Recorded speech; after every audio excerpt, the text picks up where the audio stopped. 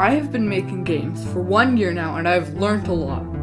I want to take a look back at all of the games I've made this last year and also one lesson I've learned from each.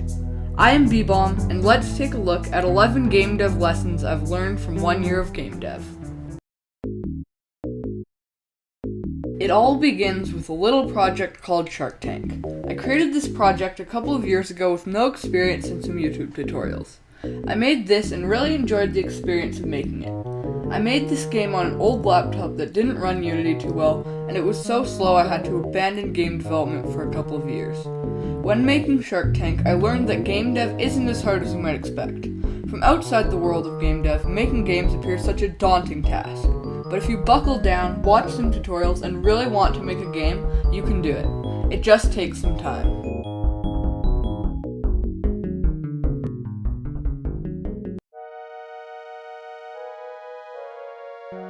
Once I got a new laptop, I was ready to start making games again.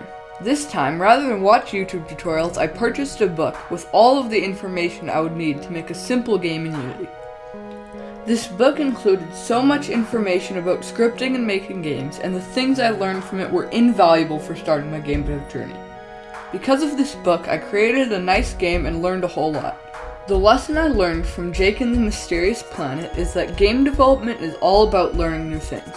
You cannot make a game without learning something new, and it is so awesome to be able to keep making games and keep learning.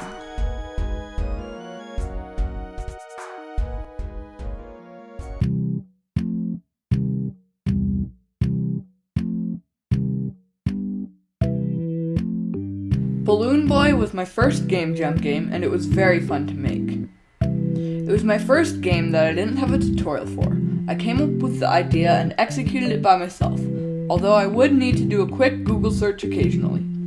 This was my first game I released on itch.io, and you can play it if you want. Ballon Boy taught me that making games is fun. My other games were just following others, but once you start making your own creations, it is very fun and exciting to develop games.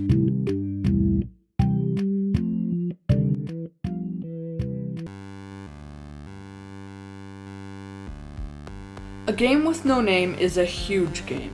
I'm going to create a video focusing just on Game with No Name soon, so I won't go into too much detail here, but I worked on a Game with No Name for 6 months. A Game with No Name is a Metroidvania, and it is pretty fun. When I was making it, I wasn't on Discord much, and I didn't know many other devs. I went way overboard with this game, and eventually got burnt out and stopped working on it. After making a Game with No Name, I learned something I wish I could have known before. Everyone says this, but only because it's true.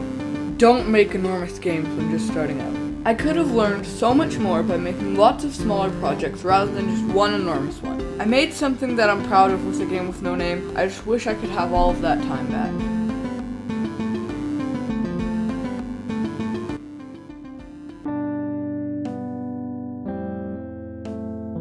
After I quit developing a Game with No Name, I tried another game jam.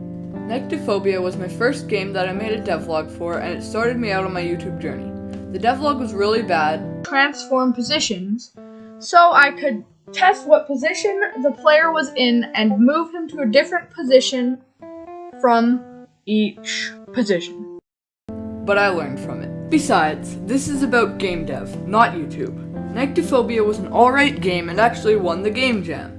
Nyctophobia showed me that focusing on one thing and polishing is better than making a giant unpolished game, especially for a game jam.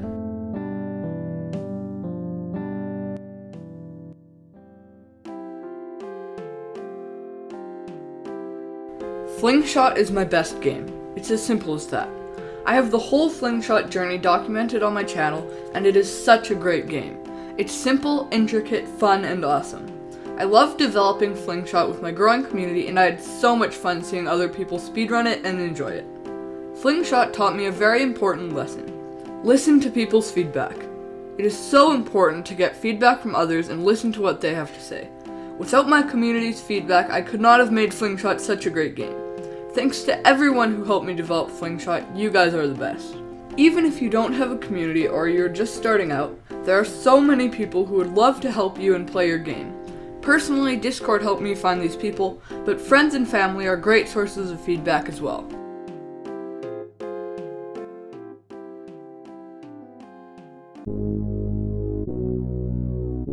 Up a Tree was my first 3D game and it is not the greatest. Around this time is when I went into my speed phase and made loads of games in short time frames. I made this game in 1 week for no real reason, and looking back, I think that this was very limiting, but whatever. Up a Tree is alright, but there are loads of things that could have been improved. I think I am going to update it soon, but that's for the future. Up a Tree is not the greatest, but I really enjoyed making it. Don't restrict yourself. Sure, it can be fun to make a game in 1 week, but if a game needs more time, you should give it more time so that you can make the best game possible. Game jams are a different story because the whole point is the time limit and restrictions, but that is besides the point. If your game needs more time, give it more time.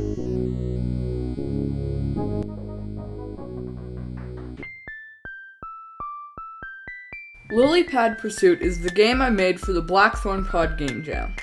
This game was my first team-made game, and I created it with my longtime friend Frostbite and MS Annotation X. We had a week to work on the game, but because of time zones and poor communication, we probably only worked on the game for 3 days. Due to communication issues, the game was only just completed for the time limit on the jam, and it didn't turn out great because of it. I learned that if you are making a game with a team, communication is very important, and if you do not tell the others what you are doing properly, there will be errors.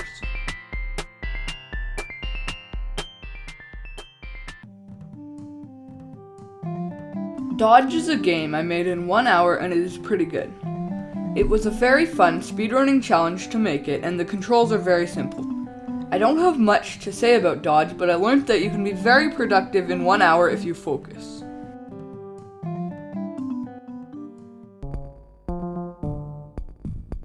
I made Grave Trials with my friend Evan Does Dev and really enjoyed making it. The experience was great, and I really learned from my previous team game and we communicated a lot better. This was Evan's first 2D game, so I did most of the coding while Evan did most of the art. We ended up with an alright game, but the idea of the game was flawed as it was based 100% on trial and error. This approach led to players dying over and over again to figure out the solution, which is no fun.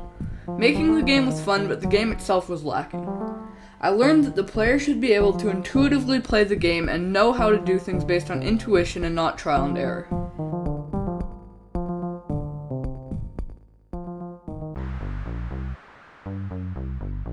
Rotation is my most recent game and it is pretty cool. I used all of the lessons I've learned and I think the game came out great. The concept is simple, the game is focused, and I learned a lot.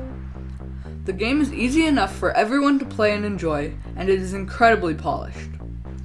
I love Rotation, and I got 10th place in the jam with it out of 85, which is pretty cool. I still have loads to learn when it comes to game dev, but this last year has been a great start. What I learned from Rotation is more of a tip for game jams, but it is don't make your games too hard. If your game is too hard, people won't finish it, so you should keep the difficulty down so it can be enjoyed by all. Thank you all for watching my content and playing my games. Seriously, it means a lot to me. Whether you're new to the channel or have been here for a while, I appreciate you a lot. Thank you for supporting me throughout the year, and thank you for 100 subscribers.